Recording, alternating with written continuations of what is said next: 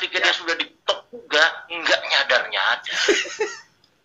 Yang disalahin kan Tuhan gitu kan. Iya. Itu lo kok Tuhan kenapa terjadi seperti ini? Tuhan bilang, oh suka-suka gua dong, gitu kan. Manusia ya kondisinya gitu, kalau nggak diketok dulu ya nggak jadi. Kemarin pas tahun baru nih, hari ke-1, ke-2, ke-3, rame banget, sampai masuk angin, sampai masuk angin. Ya, nah buat pemirsa nih yang mau lihat khotbahnya Pendeta Bona, tunggu penayangannya, ya kan? Di awal tahun ini, sudah lah, ada bilang yang terjadi ya, setelah. Iya. Yang penting kita bersyukur Tuhan masih melindungi kita lah. Itu. Wah, amin.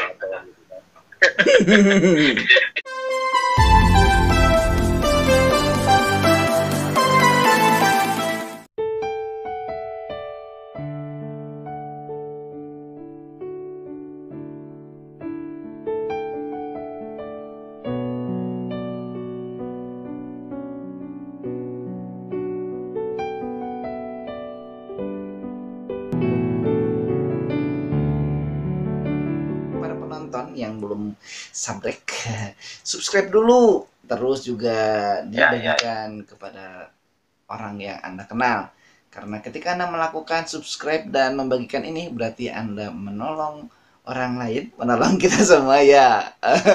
Dan artinya menolong diri Anda sendiri, jadi banyak wawasan di dalam kekristenan. Wah, iklan yang bagus ini.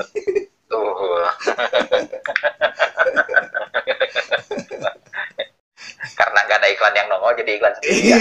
Iklan sendiri aja lah.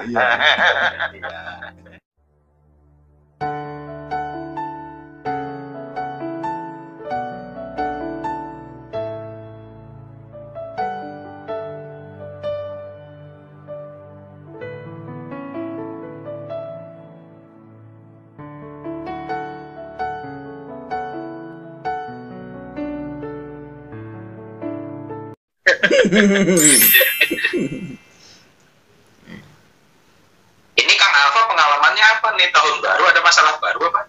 Wah, kalau masalah buat saya biasa. Yang luar biasa itu kalau saya nggak ada masalah. Nah, itu luar biasa. Ya. Kalau dulu dosen pastoral kami mengatakan gini, kalau orang memandang dia tidak bermasalah, ya disitulah masalahnya. Nah, itu.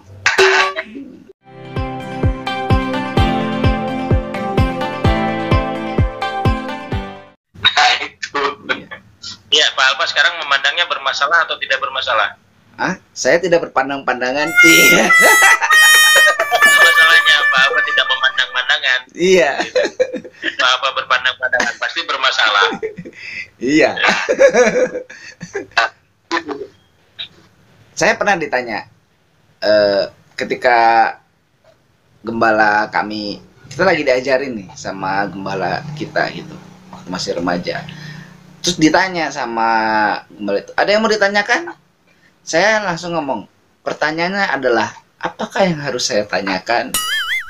Nah, itu. Jadi saya tuh tidak pernah melihat masalah, ada masalah. Dan kalau ada mungkin kalau kayak Pak Bona di kelas ditanya, ada yang mau ditanyakan? Maka saya akan menjawab, pertanyaan saya adalah, apakah yang harus saya tanyakan? Itu.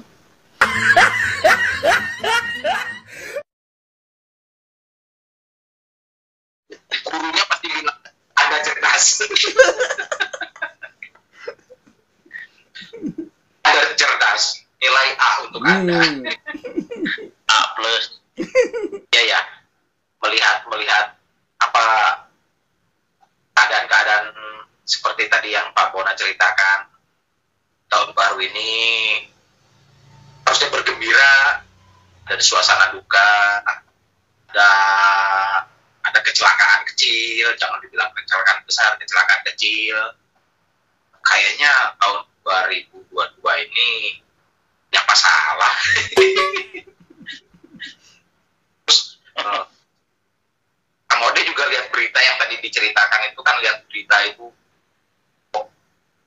negara ini, dunia ini kok makin banyak ini ya, makin banyak apa namanya, ada bencana, ada wabah, ada perang-perangan, ada perselisihan.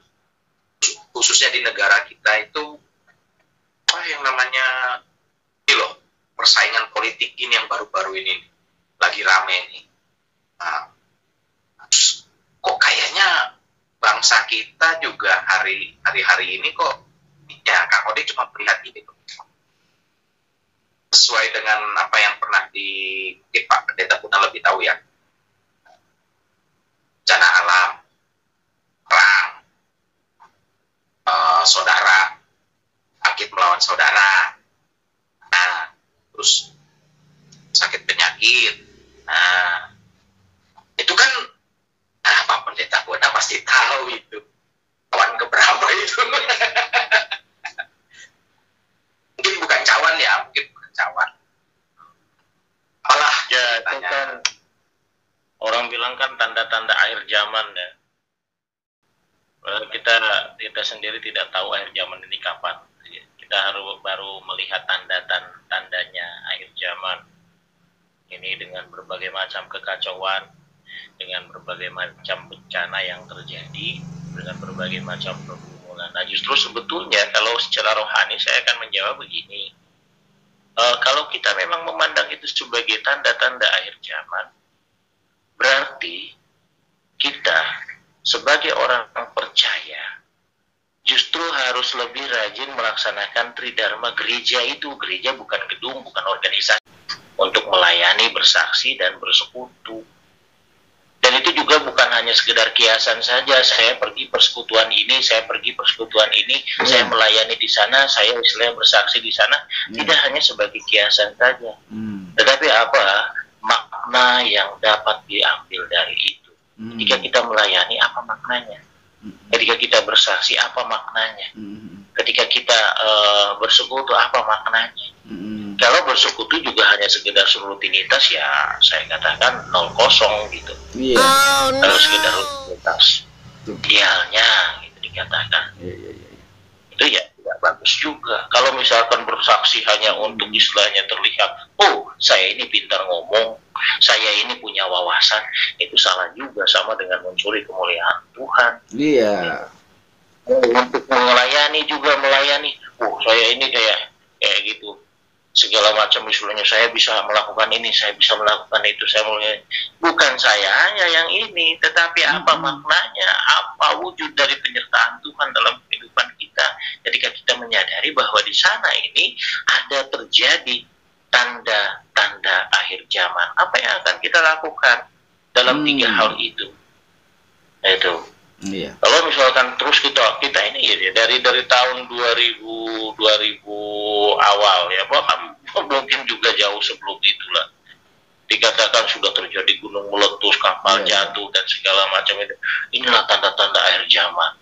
Tetapi semakin tanda-tanda akhir zaman dimunculkan, ya, kalau misalkan dipahami sebagai tanda-tanda akhir zaman, tetapi kekacauan ini makin juga menjadi jadi, gitu ya. Bukan kesadaran untuk semakin bagaimana kita bisa mendekatkan diri dengan yang punya kita. Kesadaran untuk benar-benar kita memuliakan Tuhan. Itu.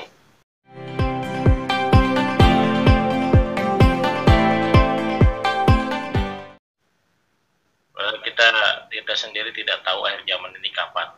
Kita harus baru melihat tandanya akhir zaman ini dengan berbagai macam kekacauan, dengan berbagai macam bencana yang terjadi, dengan berbagai macam pergumulan. Nah, justru sebetulnya kalau secara rohani saya akan menjawab begini.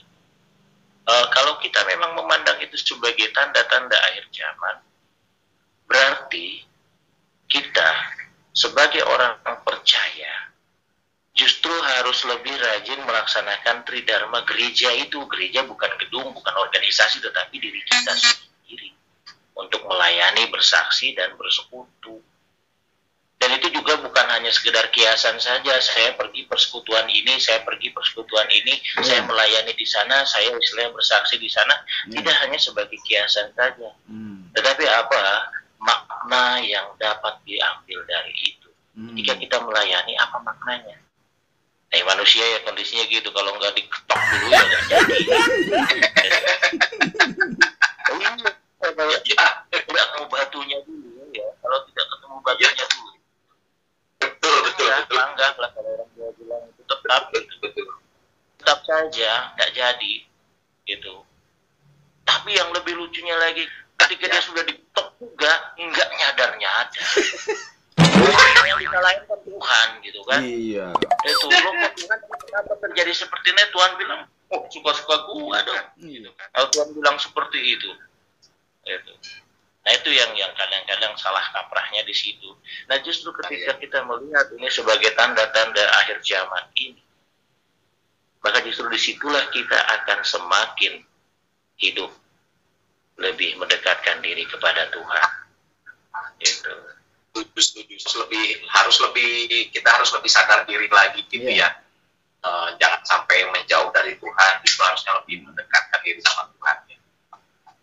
Terus kabar baiknya itu ada seruan-seruan baru.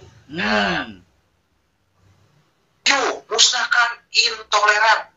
Ayo kita toleransi antar suku, antar umat beragama. Bahkan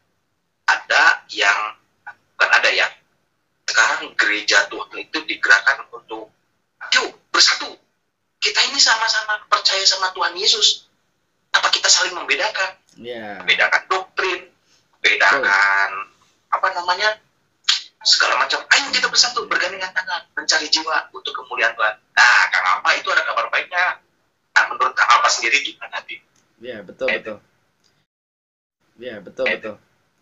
Ya beberapa hari ini juga saya menekankan itu ke setiap orang yang bertemu, termasuk ada beberapa orang yang tergerak untuk membuat persekutuan lah gitu ya di sekitar rumahnya. Dan ada sempat muncul, oh kami kan alirannya ini, kami kan ini gitu. Lalu saya katakan, apakah Bapak percaya kepada Tuhan Yesus? Iya. Saya tanya lagi sama yang lain, Ibu percaya Tuhan Yesus? Percaya. Apa yang membedakan kalau begitu? Dimana entah dia itu Protestan, entah dia itu Katolik. Saya harus katakan ini, bahwa tidak ada yang membedakan ketika kita sama-sama percaya Tuhan Yesus. Apa salahnya kita berkumpul, berdoa bersama-sama, karena memuji dan memuliakan Tuhan yang sama. Begitu, memang ya. Tetapi jangan lupa, ketika kita semua ini, ketika Injil telah dikabarkan ke seluruh bumi, dan makin banyak orang percaya Tuhan Yesus, artinya Maranatha itu segera betul-betul terjadi. Mungkin Pak Bona bisa lebih menjelaskan lebih jauh lagi.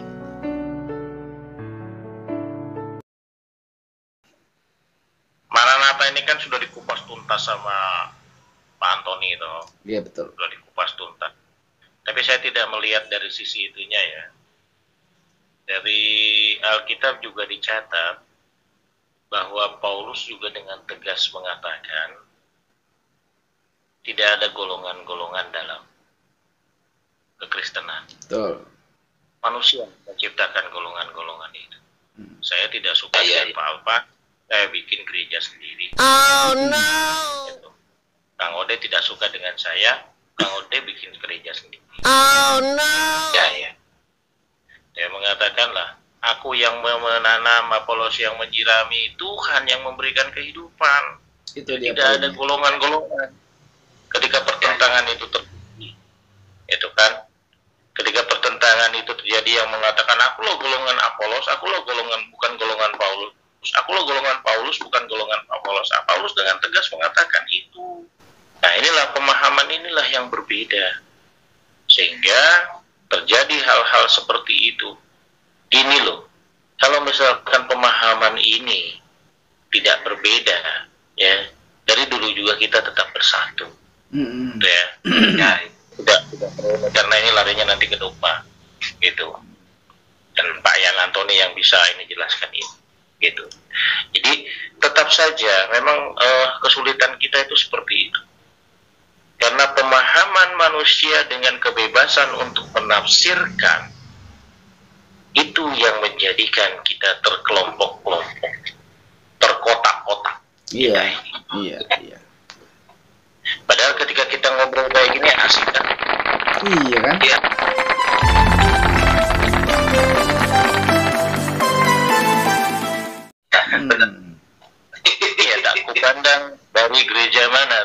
Iya. Misalkan dulu ada pujian gitu kan sebetulnya. Tapi kan itu kan cuma hanya sekedar pujian saja. Dan sulit sekali untuk saya bukan katakan tidak bisa saya. Sulit sekali untuk diwujudkan. Karena apa? Alkitab juga mencatat satu. Nanti serigala akan berbaring dengan domba, ya. Mereka akan saling menjaga. Iya. Bukan saling menjadi mangsanya gitu. Iya. Itu kan. Karena itu juga akan terjadi karena yang dalam Alkitab itu pasti terjadi. Betul. Tuh. Ini nggak bisa di ini. Kalau nggak terjadi ya ngapain juga kita percaya dengan Kristus gitu kan? Nah itu permasalahan cuma di situ, pemahaman dan penafsiran saja yang berbeda. Iya. Baik sisi ajaran, baik sisi apapun, pemahaman dan penafsiran saja. Tadi saya katakan saya tidak suka dengan pemahamannya apa-apa. Saya bikin gereja baru, aliran baru, aliran Bunason. Bang Ode tidak suka dengan ajaran dan pemahaman saya, bikin gereja baru aliran Kang Ode gitu. Itu sebetulnya di situ. Dan itu sudah ada dalam Alkitab sejak dulu. Gitu. Bahkan dari sejak 12 murid pun sudah ada ketika pertentangan permasalahan masalah vegetarian dan tidak itu. Sudah terjadi. Nah, kita tetap hanya bisa berusaha.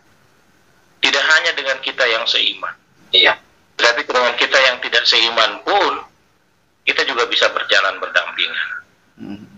Itu. Nah, bagaimana kita dengan orang yang seiman? Mengapa kita tidak bisa berjalan berdampingan? Mungkin saya bukan yang terbaik. Mungkin apa yang saya lakukan juga tidak sesuai dengan kehendak Tuhan, itu yang harus disadari. Jadi ketika tadi dikatakan dari fenomena tadi, kemudian kita kebersatuan kita, banyak wadah di manusia ini. Tetapi karena memang ketidakpuasan manusianya, itu yang terjadi. Keperbedaan pemahamannya itu yang terjadi. Gitu. Sehingga terjadi denominasi-denominasi tertentu. Dan kita mau berkoar, gembor-gemborkan bersatu, ya tidak salah, saya bilang gitu ya. Tidak salah dengan pengharapan seperti itu. Tetapi dalam artian tetap saja kita juga realistis gitu ya.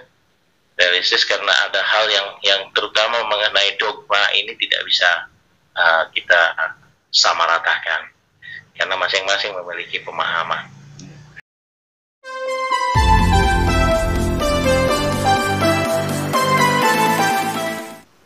Mendengar ceritanya Pak Bona tadi, saya jadi teringat sama kisah anak sulung dan anak bungsu ya. Wow. Pokoknya yang satu minta harta terus pergi, kembali, terus yang di rumah itu marah-marah kan. Kenapa dia sudah pergi kok pulang di ini lagi? Nah itu kan jadi ada dua blok tuh, yang satu blok anak sulung, yang satu blok anak sulung dan anak bungsu, ada yang ngeblok tuh. Yeah. Nah bapaknya kan bilang, udahlah kamu ini satu saudara, gak usah saling berdebat gitu. Betul. Jadi ya ada inspirasi. Oh iya, seperti anak sulung dan anak bungsu itu ya, sebetulnya mereka itu satu saudara, ngapain ribut gitu loh. Oh, si bapaknya sendiri tidak mempermasalahkan kok. Yang penting sudah balik sudah, gitu kan. Nah, jadi ini dari cerita yang tadi bersitlah keren. Itu perumpamaan yang tepat, Kang Ode. Luar biasa sekali gitu. Jadi jangan pernah, kata Pak Bona tadi, kata Kang Ode juga, jangan pernah kita merasa rendah diri di hadapan orang lain. Kita ini sama di hadapan Tuhan. Rendah hati yang harus kita lakukan. Rasa ya, ngobrol kita kayaknya makin menarik. Nah, sekarang kita langsung saja ke sesi kesimpulan. Tadi kan sudah menceritakan soal tahun-tahun sebelumnya, terus kita masuk di awal tahun 2022 ini dengan penuh banyak masalah, penuh banyak pikiran, penuh banyak sesuatu yang menakutkan gitu untuk melewati tahun 2022 ini. Tapi di satu sisi juga kita ada pengharapan kita bisa melewati 2022 ini. Apa nih yang bisa kita pegang dan apa yang bisa kita tetap bersama di jalan Tuhan? Ya, terima kasih Kang Ode. Seperti yang tadi sudah saya katakan, bahwa di tahun yang baru ini, kalau kita melihat masalah, pasti ada masalah. Maka dari itu saya memiliki prinsip, kalau ada masalah itu ya biasa. Justru yang luar biasa itu ketika saya tidak ada masalah. Kenapa saya katakan demikian? Karena firman Tuhan bilang, ketika kita lemah, maka kita menjadi kuat. Artinya, kalau saya lagi ada masalah, berarti Tuhan bekerja luar biasa dalam diri saya. Tapi juga bukan berarti Tuhan tidak bekerja ketika saya tidak ada masalah. Jadi, di setiap perjalanan hidup kita, semua masalah itu pasti ada. Dan di atas masalah itu harus ada Allah. Harus ada Tuhan Yesus Kristus. Menatap tahun 2022 ini, saya juga terus memberikan prioritas utama Tuhan Yesus yang ada di atas masalah-masalah yang ada gitu.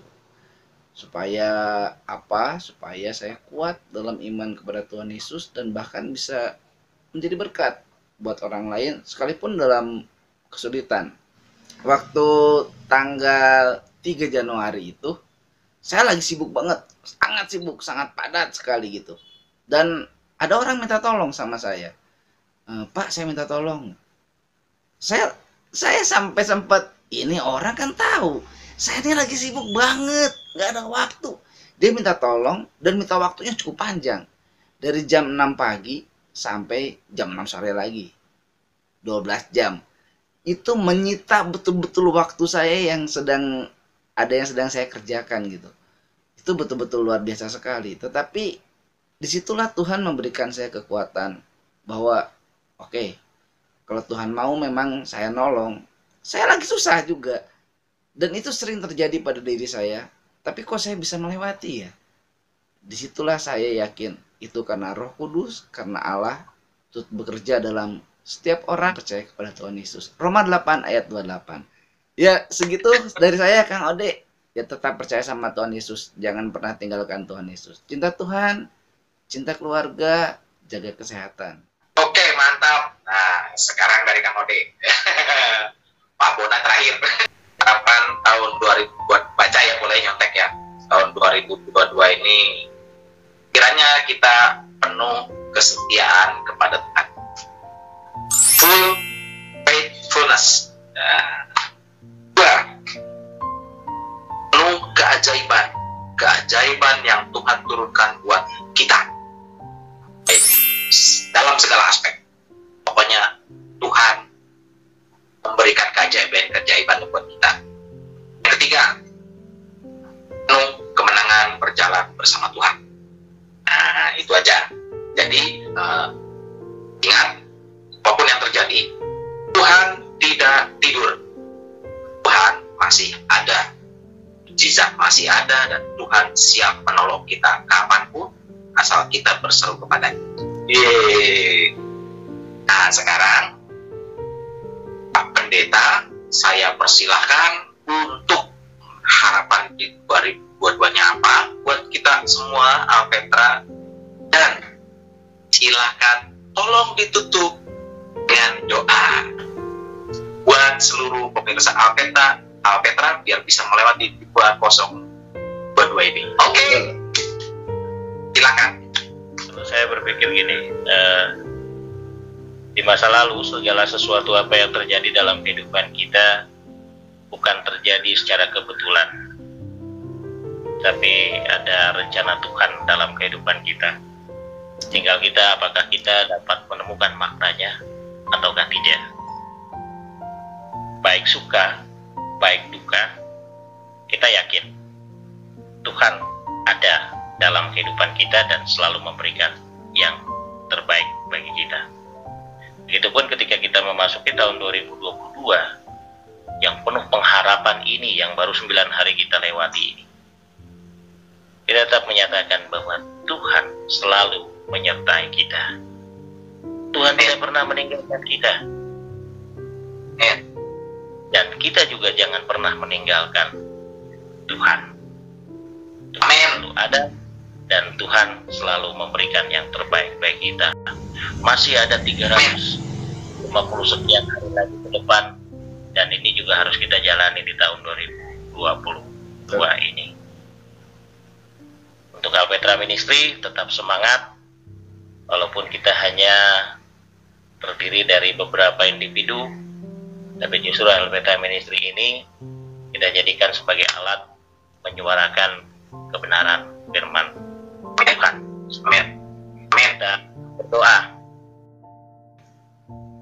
Bapa di surga, kami bersyukur kepadamu untuk segala hal yang boleh terjadi dalam kehidupan kami, karena kami meyakini di balik semua itu Engkau menyediakan yang terbaik bagi kami.